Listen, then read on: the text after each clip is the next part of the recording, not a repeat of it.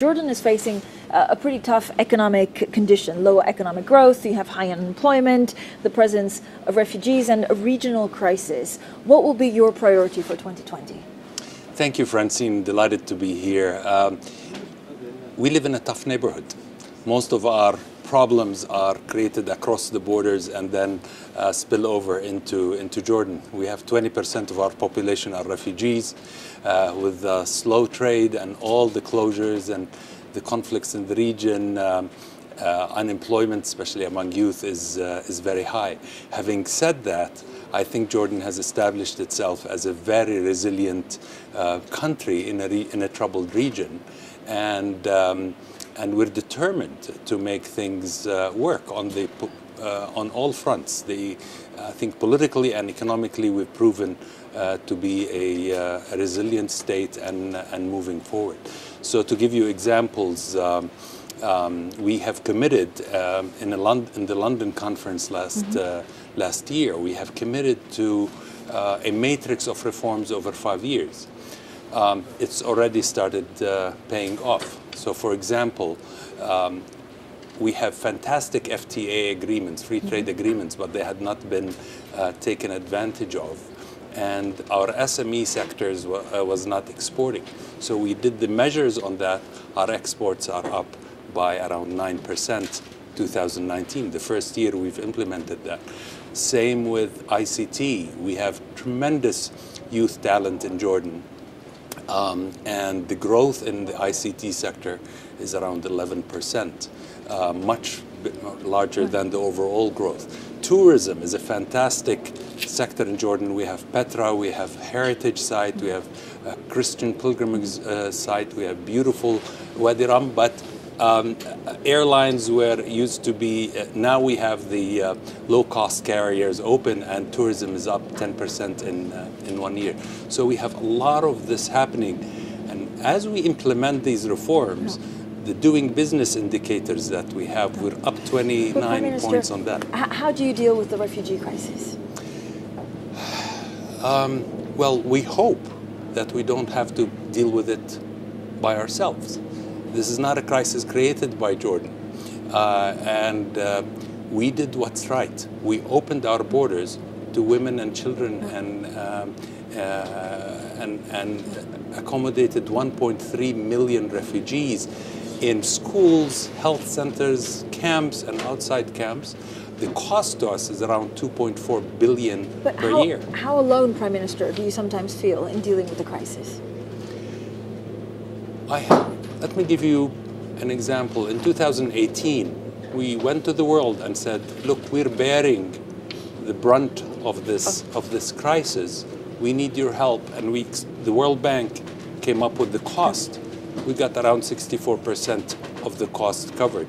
This year, in 2019, the past year, we got around 42% covered. Now, we realize there's donor fatigue and country fatigue, and then it goes from the first page to the 16th page. But the refugees are still in Jordan, and somebody still needs to take care of them. Or the last thing we want to do is force them back over the border when it's still not safe. So we're doing our part. We hope the world does too. Prime Minister, you talked about the Middle East being a tough neighborhood. If the U.S. pulls the troops out of Iraq, what happens to that neighborhood? I think we have to realize that even if we think we won the battle with ISIS, this is not a battle, this is a war. It used to be Al-Qaeda, now it's ISIS. There's going to be version 3 and version 4 and version. Vacuum is dangerous. Failed states are dangerous. The undermining of sovereignty and borders is dangerous. So I think all countries of the region and the world need to invest in the peace and security and bringing the parties together around the table in all the countries in the region. Otherwise, we will have failed states, and then it's going to be extremely difficult to manage. Gulf state allies have pledged and extended about $5 billion to Jordan. Have they pledged more? What comes after that? Well, That is not the number that we have received, Okay. but and many Gulf states have their own challenges and problems. They have been very supportive in Jordan, especially in helping us supporting us with projects that are grand projects, large-scale projects that we're moving forward to. We have a public-private partnership, and we're hoping that our allies will come in from the Gulf and invest in large-scale projects in water, energy, public transport, mainly cargo, shipment, train, and passenger. These are all ready, and we're talking to our partners there. Prime Minister, your king has said that Jordanian-Israeli ties are actually at their lowest. When will they get better, and what impact does it have on actually gas relationships? Well, His Majesty the King has really led the call and reminded the world that the origin, the core of all of the problems we're seeing is the lack of progress on the Israeli-Palestinian front. Without a two-state solution, we're just in things are going to get worse rather than better.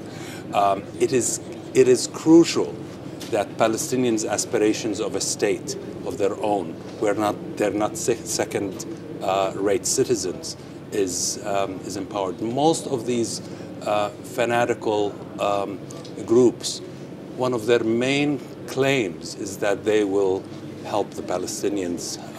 So we need to address that core issues, and you are right. And His Majesty pointed to the fact that it is at the lowest point. This year, Israel has witnessed 3 elections without clear outcomes. Both parties are appealing to the right wing that doesn't believe in a Palestinian state. So we're appealing to the world to not let this door and possibility for a true lasting peace get closed. Some of the actions, the bilateral actions on the ground, are creating facts on the ground and closing the possibility of a peace in the region. So what are prospects for peace? We'll have to wait for the outcome of the Israeli election and see a change of attitude, frankly. Otherwise, we will see these constantly these side wars, if you will, and failed states, and we need to get to the core of it and pull together towards a peaceful solution that for both states, with Palestine as a state, Jerusalem as its capital, and the Hashemites. Jordan is very concerned because we have custodianship over holy sites representing the Christian world and the Muslim world. And any unilateral action on that by the Israeli side will be extremely dangerous. Prime Minister, thank you so much for your time. Thank you, friend.